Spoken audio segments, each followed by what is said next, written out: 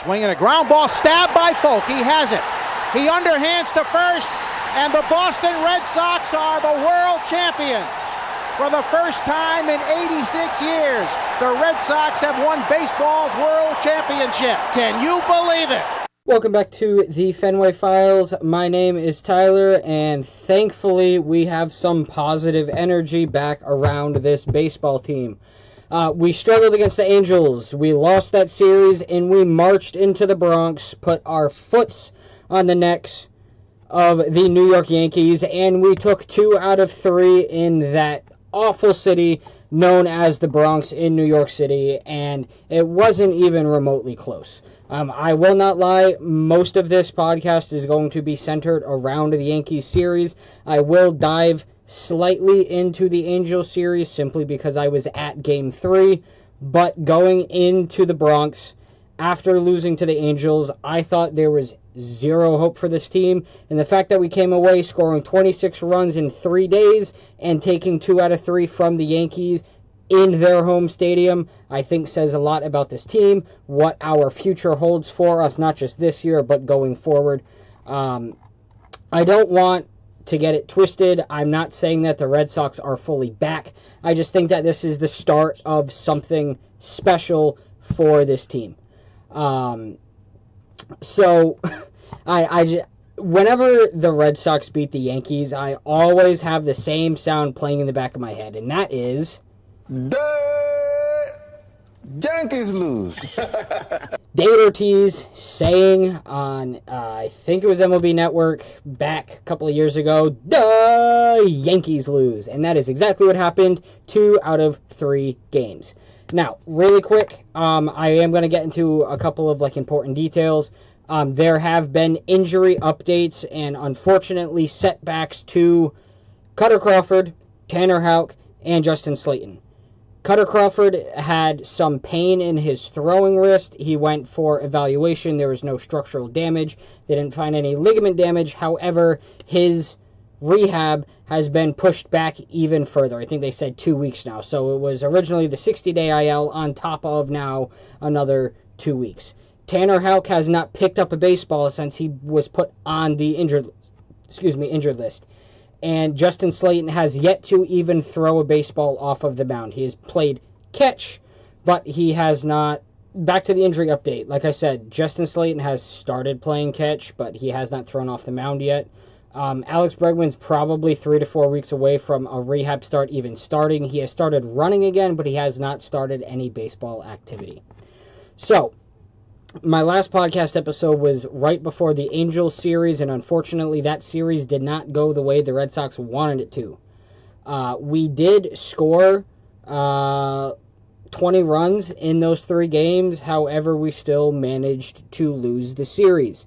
We won 11-9 in Game 3. We did lose 6-7 in Game 1, and then 3-4 in Game 2. Unfortunately, that Angels series were 2 additional 1-run losses thanks to our offense dying out at the end of games or our pitching staff blowing games from either the start or the end. So unfortunately now the Red Sox own the major league record of 17 1-run losses, the most in Major League Baseball.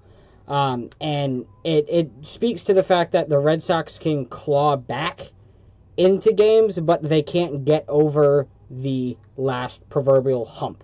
I think that also speaks to the Red Sox struggles against bullpen arms that throw 102 miles an hour with nasty breaking pitches. I think that there's a lot of components that go into that 17 1-run loss issue that the Red Sox have. However, I don't think Alex Cora is one of those issues. I think it's more organizationally their pitching ideas or how they go about game planning. And then I also think it's the fact that over the last 3 weeks, we have only kept teams scoreless through the first 3 innings twice. Especially in Game 3 against the Angels when you give up 5 in the first and then 2 more in the second. I'm not going to really break down the first 2 games because I was at Game 3 specifically. And Game 3 was an awesome back-and-forth game, which for whatever reason, when I go, I always end up seeing those type of games. So Lucas Giolito in Game 3 took the mound. The moment I put my ass in the seat in the CVS section right next to the Monsters, we were losing 1-0. It was literally an uphill battle from first pitch. It was a double, then Mike Trout hit a home run, and it was like, what are we doing? Before you know it, by the time Lucas Giolito stepped off of the mound at the bottom of, or in the middle of the first inning, he was getting booed off the field. Now, we scored 6 in the bottom of the first, which is awesome. And then he gave up 2 more in the top of the second. So it's like, whenever we score 5, whenever our offense explodes, it's always our pitching that falls behind.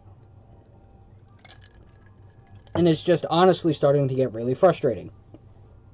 But because of the series loss against the Angels and the absolute dumpster fire that was Game 3, especially with our starting pitching, I had almost no hope going into the Yankee series outside of the fact that Garrett Crochet would be pitching in Game 2.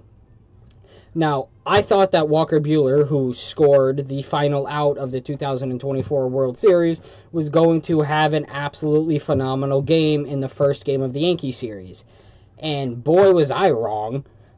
In 2 innings, he gave up 7 earned runs, and he was pulled by the middle part of the second inning. We ended up losing that game 9-6, and at no point in time in Game 1 did we have a lead. By the ending of the second inning, it was 7-0. And once you let the Yankees get a 7-0 lead on you, on top of the fact that Walker Buehler was now out of the game, you have no hope to come back and win that game.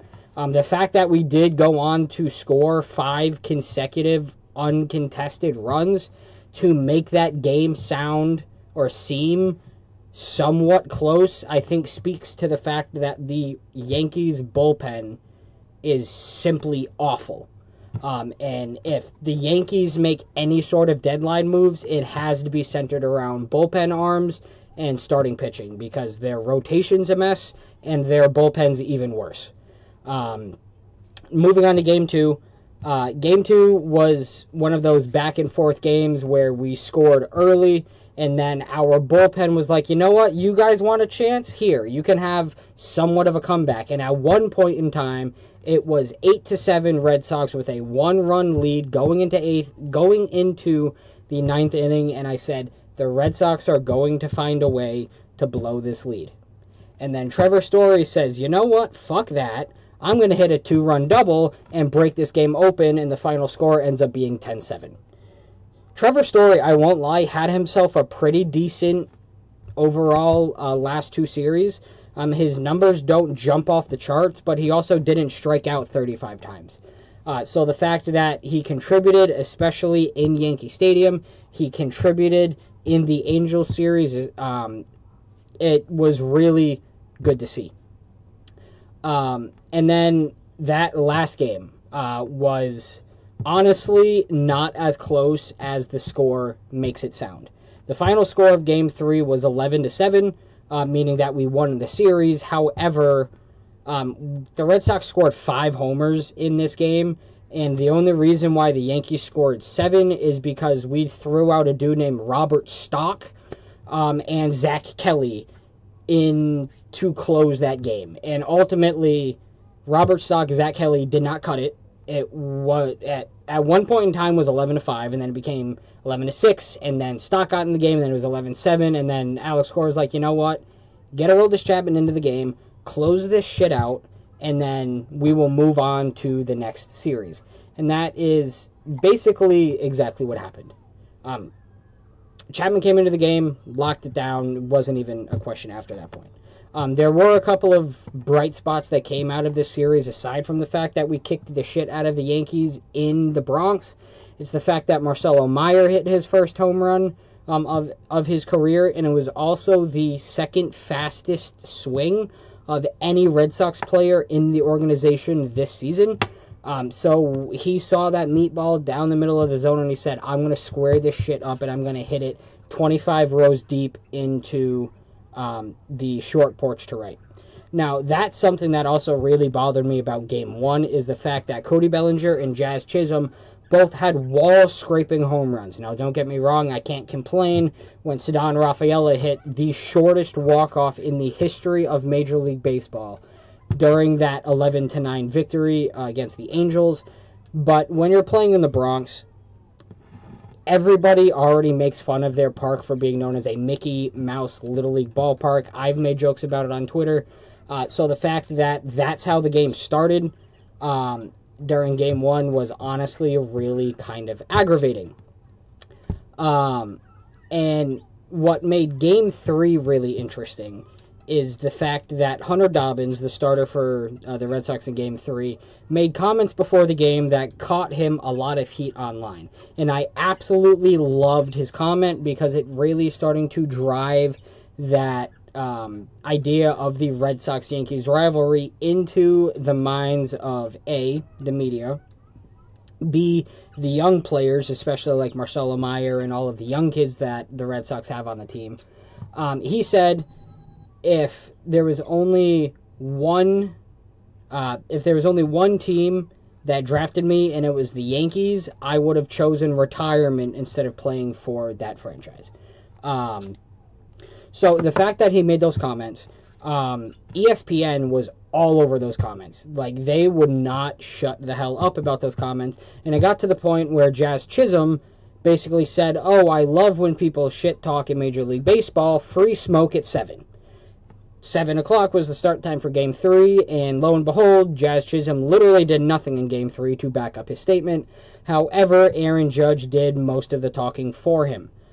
Aaron Judge, as ESPN made note on literally every occasion possible, Aaron Judge's stats against rookie pitchers are absolutely insane. He's batting almost 600 with, like, I think they said 15 or 16 home runs and like 40 RBIs in his career. To start off Game 3, Hunter Dobbins walks Ben Rice, and then Aaron Judge, and everybody on the planet knew he was going to do this, hit a home run, opposite field, 438, to give the Yankees a 2-0 lead. From there, the Red Sox did the rest of the scoring up until, I want to say, like the 6th or 7th inning. But at the end of the day, we won that game. Hunter Dobbins shoved from the 2nd inning all the way until he was pulled in the 5th. He went 5 strong. He did give up some earned runs, but when you hold the Yankees down, that offense down the way he did, I think that speaks to not only the rivalry, but I think that also speaks to Hunter Dobbins as a potential good rotation piece for this team going forward. Now, there were a couple of players that really stood out to me these past 2 series. Carlos Narvaez played phenomenal the last 6 games. Trevor Story seemed to figure himself out against the Angels, kind of went silent in some parts of the Yankee series, but then he started performing again. Marcelo Meyer hit his first Major League home run. But I think Abraham Toro takes the cake for my highlight player of the week. So over the last 6 games, Abraham Toro is batting .417 with 10 hits, 1 home run, 5 RBIs, and 4 runs scored. That is a drastic difference to the absolute dumpster fire that was Tristan Casas at first base. Now, yes, it's hurt. Yes, I feel bad for kind of berating him. But like, there were point in times where Abraham Toro was like a triple away from the cycle, like 3 or 4 different times this series. Not only just this series, but like the last like 25 games. You could make the argument that Abraham Toro has been, since like the middle of May, one of the best players on the Red Sox offensively outside of Rafael Devers. Now, unfortunately, I'm going to kind of clump together most of the Red Sox rotation for low-light player or players of the week. It's a 3-way tie between Walker Buehler, Lucas Giolito, and Brian Bale. Neither one of those 3 have recorded a win in their last 3 games pitched. Neither one of them has gone past the 6th inning. Lucas Giolito and Walker Buehler haven't gone past the 4th inning in their last 3 outings, and they simply have not been good enough. Lucas Giolito was looking at a 8 ERA over the last 3. Walker Buehler's looking at a 7.5 ERA over the last 3. It's simply not good enough to get this season going again. And unfortunately, Garrett Crochet cannot do everything himself. He reminds me right now so much of Paul Skeens on the Pirates, who has a sub-2 ERA and literally 1 win in his last 7 games. It's simply the pitching staff needs to turn it around. And I think it boils down to Andrew Bailey and his pitching philosophy simply not being good enough. He caught a lot of teams off guard in the early part of 2024, and then by the All-Star break, teams were like, you're not going to throw us fastballs? That's fine. We'll sit off speed. Anyway, ignoring that, Garrett Crochet cannot pitch every day, and I don't think Andrew Bailey understands that. I don't think Andrew Bailey understands the pitches that work well for our starters and the pitches that don't work well for our starters. Alexa, please stop. So, because of that pitching philosophy problem, I genuinely think that the Red Sox need to make some serious changes. I just don't think it's going to be the changes we want. I think Andrew Bailey needs to go. I just know that his relationship with Craig Breslow is too intertwined where they're not going to move on from him. If anything, it's probably going to be Pete Fotzey at some point if this offense doesn't get going again or stays consistent. I just genuinely think that there are other problems other than this offense that are speaking towards our record. We're not 4 games under 500 because our offense sucks. We're 4 games under 500 and 8.5 back in the division because our pitching sucks. Because our pitching philosophy sucks. Because we don't know how to locate pitches like Major League arms outside of Garrett Crochet. When Garrett Crochet takes the mound, it's his ball game. When everybody else takes the mound, it's Andrew Bailey's ball game. And that aggravates the living hell out of me. You saw this with Brian Bayo in the Red Sox documentary on Netflix. He wanted to call his own game, and Andrew Bailey said no. He pitched to the hitter's weaknesses instead of pitching for his players' strengths. And because of that, Brian Bayo struggled for most of last year, and I think that trend is continuing into this season. So hopefully there's some sort of change, not only in our pitching philosophy, but also who is leading that philosophy. But I think that the Red Sox are going to stick with this coaching staff throughout the remainder of the season, and then we might see some sort of changes happen during the offseason. Now, where do those last 2 series bring us? Because we lost 2 against the Angels and lost the series, and then we won 2 against the Yankees and won that series. Well, we're 32-35, 8.5 back in the division, and we are in 4th place. So we have not moved up. We have not moved down. We've only kind of closed the gap between the Yankees and everybody else. But there is a lot of developments going on in the American League East that I do think is worthy of talking about. The Rays, Blue Jays, and Orioles are all over 500 since their last 10 games. The Blue Jays are 8-2. The Rays and the Orioles are both 7-3. So everybody in the division is heating up.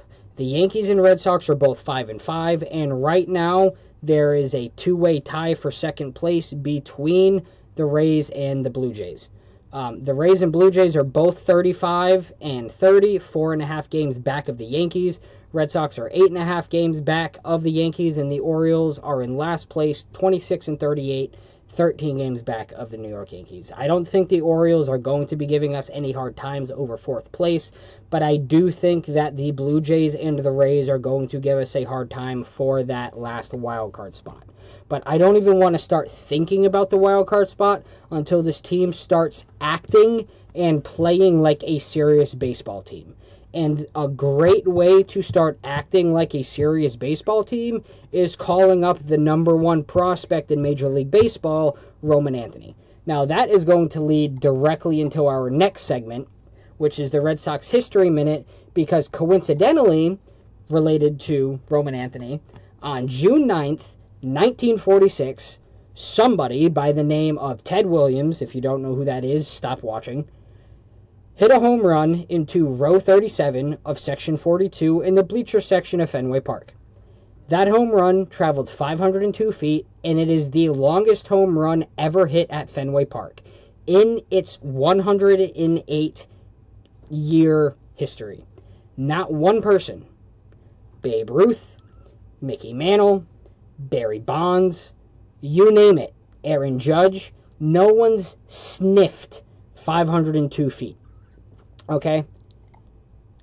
Roman Anthony hit a ball in the bottom of the 8th inning 2 nights ago for the Woo Sox that traveled 497 feet. Now let's do the math. 98, 99, 100, 101, 102. He was 5 feet away from matching Ted Williams' all-time home run record at Fenway Park. 5 feet. That is my wife's height. 5 feet. That's not even 2 rows difference. If Roman Anthony hits that ball at Fenway Park, it probably bounces and touches the Ted Williams red seat. And if you don't know anything about the Ted Williams red seat, turn this podcast off and go look at it. It is the only red seat in the bleacher section of Fenway Park, and it is still one of the hardest things to accomplish at Fenway. That's why nobody has done it since 1946, until Roman Anthony came 5 feet away. Now, I understand it was at Polar Park, it's not at Fenway Park, but when your number one prospect in baseball hits a ball that would have sniffed Ted Williams, the Ted Williams, all-time Fenway Park home run distance record, it's time to call his ass up. It was time to call him up on April 30th when the Red Sox opened the season really crappy. It was time to call him up in the middle of May when we were drowning in losses. It has been time to call him up. And I don't know what the excuse is from ownership. I don't know what else Craig Breslow needs to see out of Roman Anthony to get him up from this league. I don't know if 497 isn't good enough for Craig Breslow, but the way this team has been performing, Roman Anthony hitting all of these insane home runs in Worcester doesn't do us any good. And not only to mention, was it a 497-foot home run, it was a 497-foot grand slam in the bottom of the 8th inning. When the game's on the line, when the game matters most, Roman Anthony almost matched Ted Williams' home run distance record in Fenway Park. There's zero explanation, zero excuse, or zero reason why Roman Anthony should not be the opening day center fielder for the Boston Red Sox for the remainder of the season. There simply is no reason. That he is batting over 300, his on-base percentage is almost 400, and he's slugging over 800. What else do you want this kid to do? Like, I genuinely don't understand what Craig Breslow is doing. And my concern is that they're going to use the call-up of Roman Anthony as a deadline move. Now, I'm also aware that they're doing a lot of roster manipulation and contract manipulation because if they call him up before, I think it's June 12th, they lose an additional year of control under his contract. If he's called up anytime after June 12th, they get that additional year before they have to pay him in free agency. So I genuinely think it's just ownership and Craig Breslow cheaping out again when the entire freaking world knows that Roman Anthony would be benefiting this team in 2025. Now, where would I fit Roman Anthony? I've said it before. I've said it time and time and time again. Trevor Story gets DFA'd or traded for a bag of chips. I genuinely don't give a rat's ass what the return for Trevor Story is. It could be Jeter Downs, Alex Verdugo, and Connor Wong. It could be the literal Mookie Betts trade. I don't care anymore. Open up shortstop, move Ceddanne Rafaela from center field to shortstop, and call up Roman Anthony. The only problem with that is when Alex Bregman comes back from injury, Marcelo Meyer is going to be left with nowhere else to go. My solution for that is move Christian Campbell off of second, where he has looked really bad defensively over the last couple of weeks. Move him to first base, give Marcelo Meyer second base, and then Alex Bregman third base. And then you can still keep Ceddanne Rafaela at shortstop. So you would have the infield of Christian Campbell, Marcelo Meyer, Ceddanne Rafaela, and Alex Bregman. Your outfield would be from left to right, Jarren Duran, Roman Anthony, and Wilyer Abreu. That team right there, I think, at the end of the season has a chance to make a very strong playoff push if our pitching staff can get it together. So there's, again, like I said, there is zero explanation, reason, or excuse that ownership can come up with to say, oh, he's not up because X, Y, and Z. His numbers are off the charts. His expected batting average is insane. Like, if you look at any of his stats, you say, why is this guy not called up yet? Like, there is no reason why Roman Anthony is not up destroying baseballs in Boston. Now, because of that contract manipulation bullshit that the Red Sox are doing, I do think he's going to make his major league debut in the next couple of days. I don't think it's going to be the Rays. I do think it's going to be this next upcoming Yankee series, but if it's not, it's probably going to be once Worcester comes back from Lehigh Valley, because they are on the road right now against the Lehigh Valley Iron Pigs. Shout out Christian Arroyo, who right now is batting, I think, third for them. But if you come home from that road series, Boston and Worcester are like 35 minutes apart if you don't lose your keys, if you get that joke. So there's a real chance that he's going to get called up very soon. Now, going forward, the Red Sox have 6 games. All 6 are inside the division. So you're looking at a 9-game stretch from the first Yankee series to the Rays to the second Yankee series, where a lot of things could be decided and have lasting implications for not only the rest of the season, but also for the rest of, for the trade deadline and moving forward. So right now, the 3-game series against the Rays, I'm a little bit concerned with because of who's pitching for the Rays. Today at 7:10, it's Shane Baz versus Brian Bayo. Tomorrow at 7:10, it is Ryan Pepiot versus Lucas Giolito, unfortunately. And then on Wednesday, it is Zach Littell versus Walker Buehler. Shane Baz historically has pitched very well against the Red Sox. He throws very hard, has a fantastic slider, throws a lot of breaking stuff, and he has 60 strikeouts already on the season. His ERA is insanely high, but I think that's also because of how bad the Rays are defensively. He has an ERA of 4.96. But because the Red Sox strike out all the time, because the Red Sox don't know how to hit situationally, I think they're going to make Shane Baz look like an all-star. It doesn't help that Brian Bayo is pretty bad at Fenway. So the fact that he has a night game where he's notoriously struggled. Right now he's has a record of 2-1 with a 3.91 ERA and 33 strikeouts. So his swing and miss has disappeared, unfortunately. And the way that this 3-game series against the Rays is kind of looking to be, it's going to come down to starting pitching. If Brian Bayo sucks out of the gate, game 1's over. If Lucas Giolito isn't consistent out of the gate, game 2's over. And if Walker Buehler looks like what he did, or pulls what he did against the Yankees, against the Rays, Game 3 is over. I mean, there's a real chance that we're looking at a 3-game sweep of the Red Sox by the Rays simply off of starting pitching alone. Ryan Pepiot is 3-5 with a 3.20 ERA and 64 strikeouts, very similar to Shane Baz. He's a righty, thankfully. We aren't seeing any lefties, at least any starter lefties for the Rays, so that's the only bright side. And then Zach Littell, who has consistently pitched insane against the Red Sox, is going in Game 3. Walker Buehler's 4-4 with a 5.18 ERA. Lucas Giolito is 1-1 with a 6.42 ERA.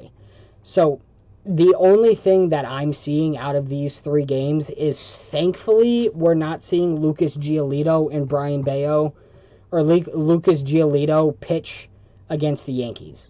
We will end up seeing Brian Bayo most likely pitch against the Yankees in the finale of the second series, because if, according to the rotation, Crochet is going in Game 1 against the Yankees on Friday, and then Game 2 is going to be Hunter Dobbins, and then Game 3 is going to be Brian Bayo. I don't know who's pitching yet for the Yankees, because they have not announced the pitchers, but we're looking at a very real possibility of going in, or the Yankees coming to Fenway on Friday, coming off of a 3-game sweep of the Rays, or a 3-game sweep by the Rays. So it's going to come down to pitching. And unfortunately, if our starting pitching is not good, we're going to have very little hope in this series. The only bright side, aside from the fact that we're not getting some of these bum pitchers going up against the Yankees, is the fact that the Rays lineup is not as strong as the Yankees, and we held the Yankees to a reasonable amount of runs this past series. The only person who I would worry about is Jonathan Aranda, who has basically been the best first baseman in the American League. He's probably going to start the All-Star game. His number, I think he's batting almost 350 with like 12 home runs. So some of that like All-Star game type potential, but outside of that, they don't really have many other options. The Yankee series, I think, is going to be a little bit different than this past Yankee series. I think it's going to be a lot more back and forth. It's going to seem a lot closer. I think Game 1, Crochet throws excellent. Our bullpen makes it seem like a close game, but we'll probably win Game 1 by like 3 or 4 runs.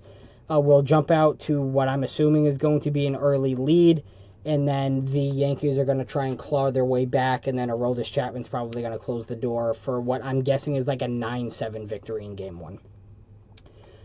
Game 2 is going to be very close. It's going to come down to the bullpens, and I think the same situation. Aroldis Chapman's going to be going in Game 1, so I don't know who's going to be closing the door in Game 2, but it's probably going to be a final score of like, again, that like 6-3, 6-4 area. And then I think in Game 3, Brian Bayo is going to get his face lit off. And we're probably going to lose somewhere close to like a 10-5, 11-6 type of game, because you can only hold the Yankees' bats at bay for so long. And Brian Bayo has struggled against the Yankees. He has also struggled at home. So I think adding the season that Aaron Judge is on with Brian Bayo's struggles and his control problems and throwing pitches down the middle of the zone, I just don't see that being a healthy combination. So overall, I think we lose the series against the Rays, but then I do think we win the series against the Yankees. We kind of push the gap in between the teams, and I think by the end of the next week, we're looking at a Yankees team that clearly has weaknesses, and then Toronto being right behind them. I don't think that the division is up for grabs anymore. I think, unfortunately, the Yankees are starting to walk away with the division, but I think we can make a strong push for the wild card at least. So moving on to my final thoughts, because there are a lot of things I want to get to, a lot of stuff I want to get off my chest. First and foremost, Hunter Dobbins talked a lot of shit, as I mentioned, before his start in Game 3, and I loved that. I genuinely think we need that type of energy back from this Red Sox-Yankees rivalry, because it obviously peaked in the early 2000s, especially in 03 or 02, 03, 04 when we broke the curse.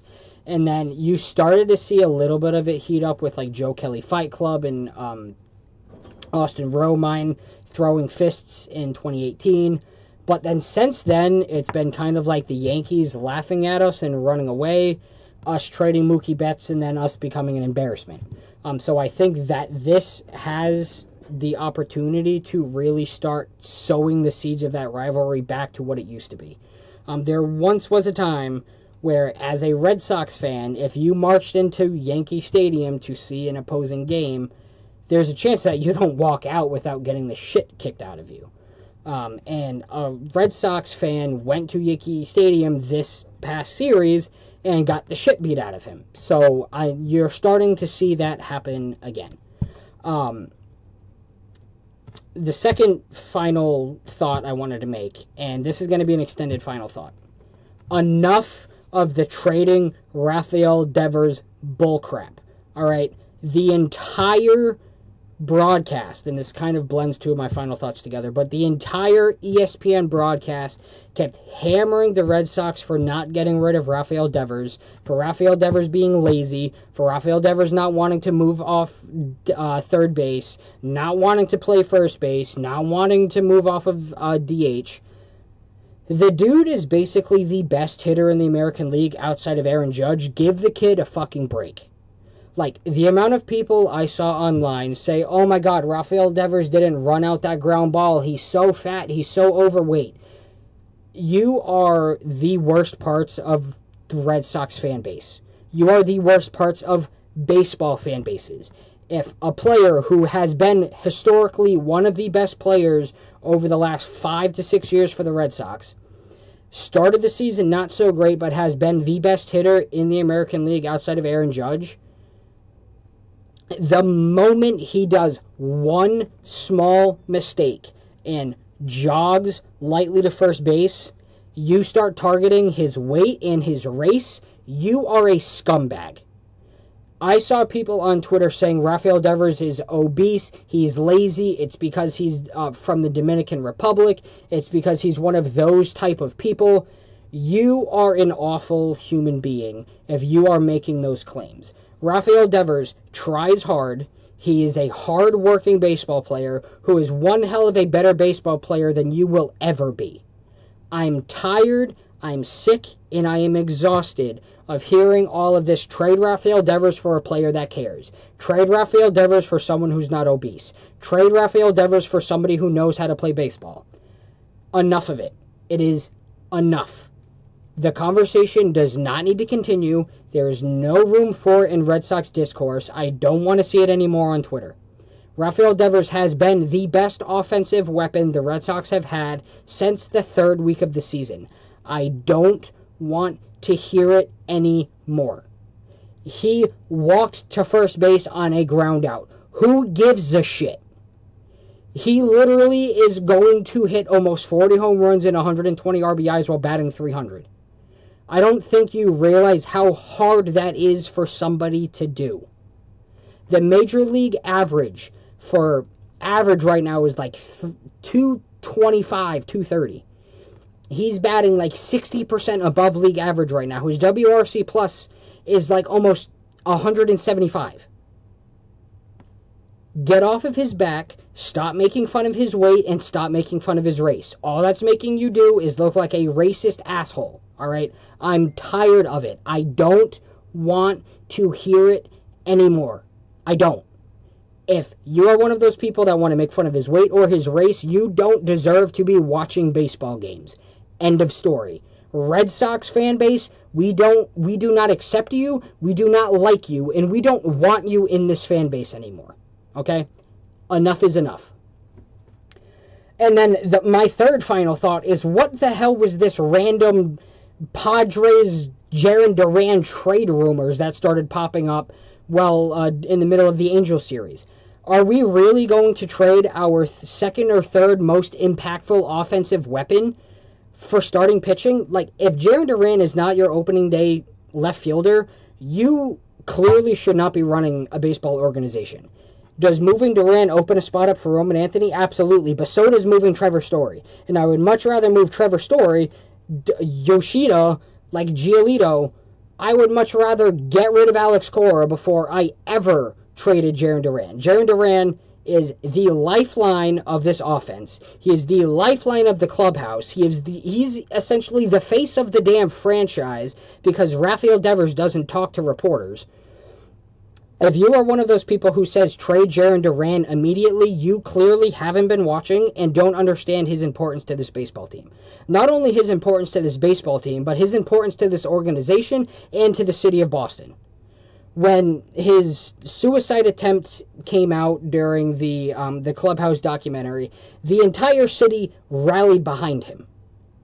You don't see something like that happen with any of these other players. You don't hear about a story like that from Connor Wong or from Trevor Story or from Lucas Giolito. The entire team, the entire city, rallied behind Jarren Duran, expressed our sincere love for him as a person and as a player. And the front office is going to say, no, we like that young kid, that 24-year-old flamethrower that the Padres have. You want Jarren Duran? Sure, fine. What are we, effing nuts? Like, I don't understand why the Red Sox are even picking up the phone or why we're even entertaining the idea of getting rid of Jarren Duran. Now, the initial reports were that the Red Sox and Padres were interested in a trade involving Jarren Duran, and then it turned into the Padres called and expressed interest, and the Red Sox picked up the phone, had a conversation, but ultimately nothing came about it. The last report was if Jarren Duran gets traded, there would have to be a series of prospects involved, and I genuinely don't think that the Red Sox have the mental capacity or the emotional capacity to let a player of Jarren Duran's caliber go for prospects. Because if you trade Jarren Duran before the trade deadline or at the trade deadline, season's over. You can literally not even bother. There's no point in even, like, stepping up to the plate. Sorry, my Twitter is kind of exploding right now. I'm just making sure that... Breaking news. Okay, well, scratch everything I just said.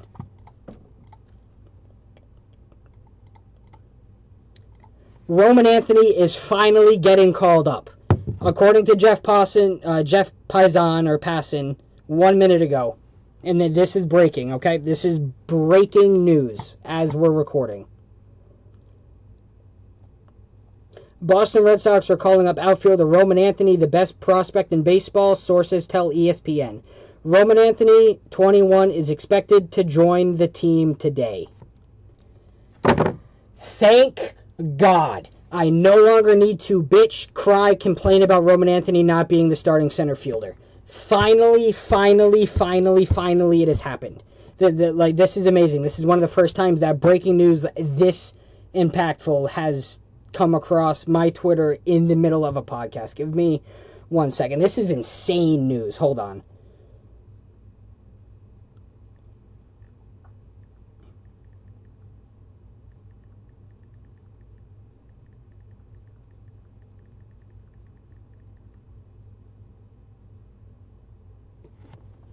Okay, well, final thought number 5, Roman Anthony has finally been called up to Major League Baseball. I am going to be working tonight, son of a gun.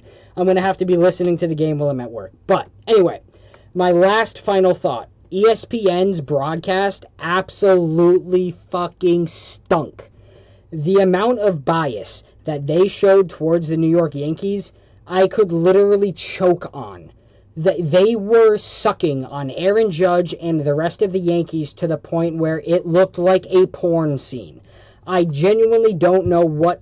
Like, I had to watch the last 3 innings with my TV muted because The Red Sox put up 11 runs, and all I hear about is, oh, Aaron Judge covered second base. Oh, my God, he's the best player in baseball. Oh, my God. Like, shut up. Please shut the hell up. And then when the Yankees started playing even worse, it was Rafael Devers doesn't want to play first. He's lazy, X, Y, and Z. He's a clubhouse cancer that doesn't know what's best for the team.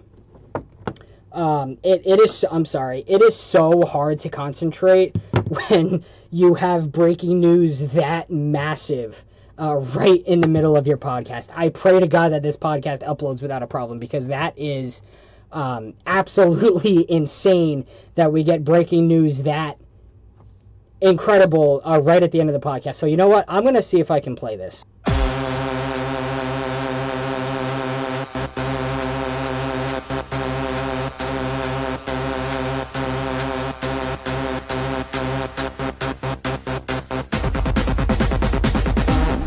I have been praying for this day since the beginning of the season, since Roman Anthony was drafted in the second round. This changes things. This changes the season's outlook. This changes the lineup outlook. And now we finally get to see Marcelo Meyer, Christian Campbell, and Roman Anthony not only play for the Boston Red Sox, but play at the same time. But this is massive, massive news. The fact that the Red Sox are officially calling up Roman Anthony to the Major League Baseball team, according to Jeff Paisan. This is absolute. Roman Anthony is a generational talent, and the fact that he is going to be playing in Yankee Stadium in a couple of weeks is absolutely insane. And the fact that I didn't have Paisan Twitter notifications set to on is absolutely insane. Alright, well, that is enough of me yapping. We are now hitting almost the hour mark, so going forward now, Roman Anthony is going to be smack dab in the middle of this lineup. I would love to see, the lineup hasn't come out yet for tonight's game, but I would love to see where he is in that lineup. My guess is probably in between 5, 6, and 7. I don't think they're going to have him hit cleanup during his major league debut. That would be kind of crazy. But I think this changes things for the season. I think this puts positive vibes around this team, especially coming off of that two-game series victory against the Yankees. We're now going up against a pretty good pitching staff, and we will get to see in prime time what Roman Anthony has to offer. So thank you, everybody, for sticking with me throughout this podcast. I know that at the beginning I had some recording problems, so hopefully everything went well. And I hope you all have a wonderful rest of your week.